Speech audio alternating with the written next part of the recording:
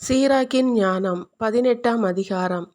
என்றும் வாழும் ஆண்டவரே, அண்டம் முழுவதையும் படைத்தார். ஆண்டவர் ஒருவரே நீதியுள்ளவர். அவரைத் தவிர வேறு எவரும் இலர். அவர் தம் கையின் அசைவினால் உலகை நெறிப்படுத்துகிறார். எல்லாம் அவருடைய திருவுளத்திற்கு அடிபணிகின்றன. அவர் எல்லாவற்றிற்கும் மன்னர். தம் ஆற்றலால் தூயவற்றை தூய்மை அல்லாதவற்றினின்று பிரித்து வைக்கிறார். அவர் தம் செயல்களை அறிவிக்க யாருக்கும் அதிகாரம் கொடுக்கவில்லை. அவருடைய அரும்பெரும் செயல்களை கண்டுபிடிப்பவர் யார்? அவரது பேராற்றலை எவரால் அளவிட்டு கூற முடியும்? அவரது இரக்கத்தை எவரால் முழுவதும் விரித்துரைக்க இயலும்? ஆண்டவரின் வியத்தகு செயல்களை குறைக்கவோ கூட்டவோ எவராலும் முடியாது. அவற்றை ஆழ்ந்தறிய யாராலும் இயலாது. மனிதர் அவற்றை கண்டுணர்ந்து விட்டதாக எண்ணும் போதுதான் கண்டுணரவே தொடங்குகின்றனர். அவற்றை கண்டுணர்ந்து முடிக்கும்போது மேலும் குழப்பம் அடைகின்றனர். மனிதர் என்போர் யார்? அவர்களால் ஏற்படும் நன்மைகள் எவை? அவர்களிடம் இருக்கும் நன்மைகள் யாவை?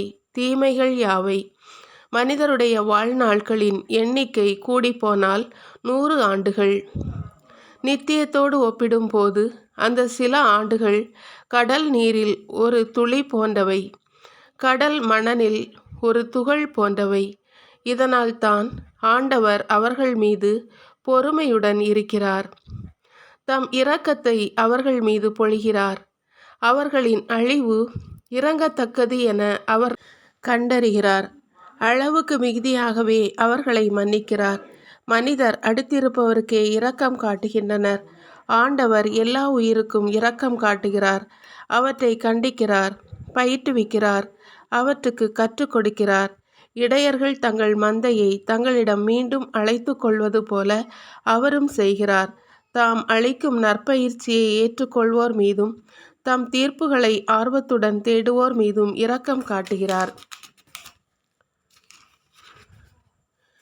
குழந்தாய், நீ நன்மை செய்யும்போது கடிந்து கொள்ளாதே. கொடைகள் வழங்கும்போது புண்படுத்தும் சொற்களை கூறாதே. கடும் வெப்பத்தை பனி தணிக்கும் அன்றோ? உனது சொல் கொடையை விட சிறந்தது. ஒரு சொல் நல்ல கொடையை விட மேலானது அன்றோ? கனிவுள்ள மனிதரிடம் இவ்விரண்டுமே காணப்படும். அறிவிலிகள் கடுஞ்சொல் கூறுவார்கள். மனம் ஒப்பாது கொடுக்கும் ஈகை அதனை பெறுவோருக்கு எரிச்சலையே கொடுக்கும். கற்ற பின் பேசு. நோய் வருமுன் உடல் நலம் பேணு. ஆண்டவரின் தீர்ப்பு வருமுன் உன்னையே ஆராய்ந்து பார். கடவுள் சந்திக்க வரும் நாளில் நீ மன்னிப்பு பெறுவாய். நோய்வாய்ப்படுமுன் உன்னையே தாழ்த்திடு. பாவம் செய்த பின் மனம் திரும்பு.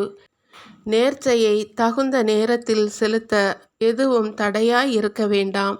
அதை நிறைவேற்ற இறக்கும் வரையில் நீ காத்திருக்க வேண்டாம். நேர்ச்சை செய்யும் முன் அதை கடைபிடிக்க ஆயத்தம் செய்துகொள். இதில் ஆண்டவரை சோதிப்பவனாய் இருந்து விடாதே.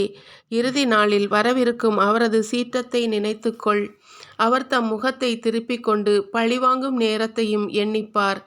நீ உண்டு நிறைவுற்றிருக்கும் போது பட்டினி கிடந்த காலத்தை நினைவில் கொள். உனது செல்வச் செழிப்பின் காலத்தில் உன் வறுமை தேவையின் காலத்தை எண்ணிப்பார். காலை தொடங்கி மாலைக்குள் காலங்கள் மாறுகின்றன. ஆண்டவர் திருமுன் அனைத்தும் விரைகின்றன. ஞானிகள் எல்லாவற்றிலும் எச்சரிக்கையாய் இருக்கின்றார்கள். பாவம் பெருகும் பொழுது தீச்செயல்களினின்று தம்மை காத்து கொள்கின்றார்கள். அறிவு கூர்மை படைத்தோர் அனைவரும் ஞானத்தை அறிவர். அதை அடைந்தோரை போற்றுவர். நாவன்மை படைத்தோர் ஞானியர் ஆகின்றனர். பொருத்தமான நீதிமொழிகளை பொழிகின்றனர். கீழான உணர்வுகளின்படி நடவாதே. சிற்றின்ப உணர்வுகளை கட்டுப்படுத்து. கீழான உணர்வுகளில் இன்பம் காண உன் உள்ளத்தை அனுமதிக்கும் போது உன் பகைவரின் நகைப்புக்கு அவை உன்னை உள்ளாக்கும். அளவு மீறி உண்டு குடிப்பதில் களி கூறாதே. அதனால் ஏற்படும் செலவு உன்னை ஏழையாக மாற்றிவிடும். உன் பணப்பையில் ஒன்றும் இல்லாத போது கடன் வாங்கி விருந்துண்டு ஏழையாகாதே.